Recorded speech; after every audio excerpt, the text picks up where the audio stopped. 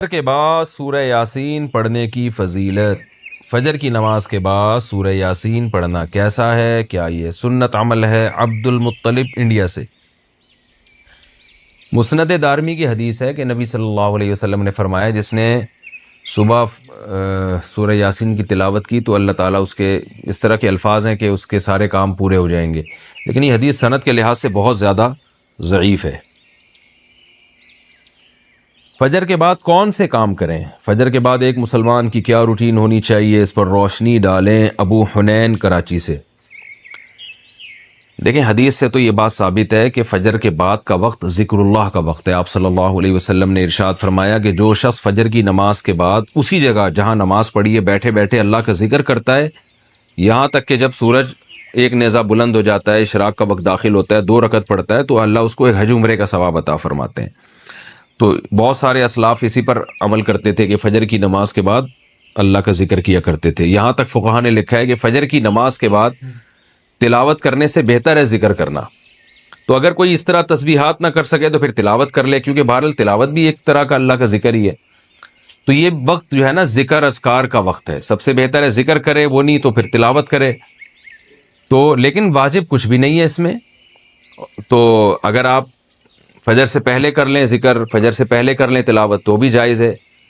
تو شریعت میں آپ کو اس کا اختیار دیا ہے، لیکن فجر کے بعد سونا فوراً یہ بہرحال شریعت میں ناجائز حرام نہ بھی ہو لیکن ناپسندیدہ ہے۔ بہت سارے اسلاف سے اس کی کراہت منقول ہے۔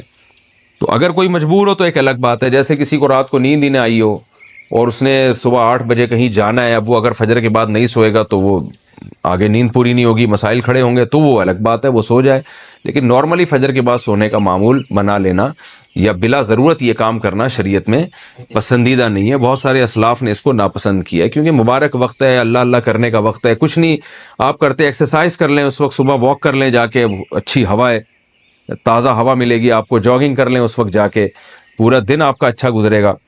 تو یہ اس قسم کی ایکٹیویٹیز کرنی چاہیے۔ اور دوسری بات نبی صلی اللہ علیہ وسلم نے فرمایا بورک لامتی فی بکورہا، اللہ تعالیٰ نے میری امت کے کاموں میں برکت رکھی ہے صبح کے وقتوں میں۔ تو جتنے بھی کام جو صبح کے وقت میں کیے جائیں اس میں اللہ نے برکت بہت رکھی ہے۔ تو اس میں ایکسرسائز بھی کی جا سکتی ہے، اس میں پڑھا بھی جا سکتا ہے، کاروبار بھی کیا جا سکتا ہے۔ لوگ کہتے ہیں ہم اس وقت کاروبار کیسے کریں، دکانیں بند ہوتی ہیں۔ تو بھائی کاروبار کی پلاننگ کر رہے ہیں اس وقت بیٹھ کے آپ، ٹھیک ہے، دکان نہ کھولیں، کوئی ہے ہی نہیں کسٹمر آپ کو۔ کراچی میں تو آپ صبح اگر بیٹھیں گے دکان کھول کے ایک بندہ بھی نہیں ملے گا۔ لیکن ہمارے ایک دوست نے ایسا کیا، دوست تو نہیں جاننے والے تھے، انہوں نے کیا کیا، انہوں نے کہا کہ میں فجر کے بعد دکان کھولوں گا، تو اعلان کر دیا کہ جو کسٹمر فجر کے بعد آئے گا خصوصی ڈسکاؤنٹ ہوگا ان کے ساتھ۔ تو اس میں لوگ اس بہانے جلدی جلدی جانے لگے، تو وہ ان کا اتنا رش ہو گیا کہ ان کا اس طرح سے کاروبار میں جو نقصان ہو سکتا تھا اس کی تلافی اس طرح سے ہو گئی۔ تو بہت سارے طریقے، انسان جب کھوپڑی استعمال کرتا ہے تو طریقے سامنے آتے ہیں، اور کھوپڑی استعمال بھی فجر کے بعد بہت اچھے طریقے سے ہو جاتی ہے۔ بلکہ سردیوں میں تو فجر سے پہلے آپ کو کھوپڑی استعمال کرنا شروع کر دینی چاہیے، کیونکہ سردیوں میں راتیں بہت لمبی ہوتی ہیں۔ تو یہ وقت جو ہے نا انسان کا دماغ بہت فریش ہوتا ہے اور اس وقت بہت اچھا سوچ سکتا ہے، پلاننگ بہت اچھی کر سکتا ہے۔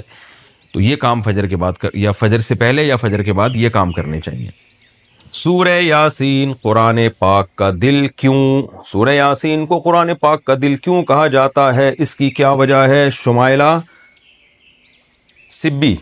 سبی سے شمائلہ صاحبہ نے پوچھا ہے۔ جی یہ بھی پوچھا تھا بیچاری خاتون نے، رمضان سے 2 مہینے پہلے پوچھا ہوگا، جواب اب مل رہے ہیں ان کو۔ جی سورہ یاسین کو قرآن پاک کا دل کہا گیا ہے، جس حدیث میں، ترمذی کی حدیث ہے، امام ترمذی نے اس حدیث میں لکھا ہے کہ یہ حدیث غریب ہے، لیکن دیگر جو محققین ہیں انہوں نے اس حدیث کو بالکل ضعیف قرار دیا ہے، اور بعض نے تو بالکل موضوع قرار دیا۔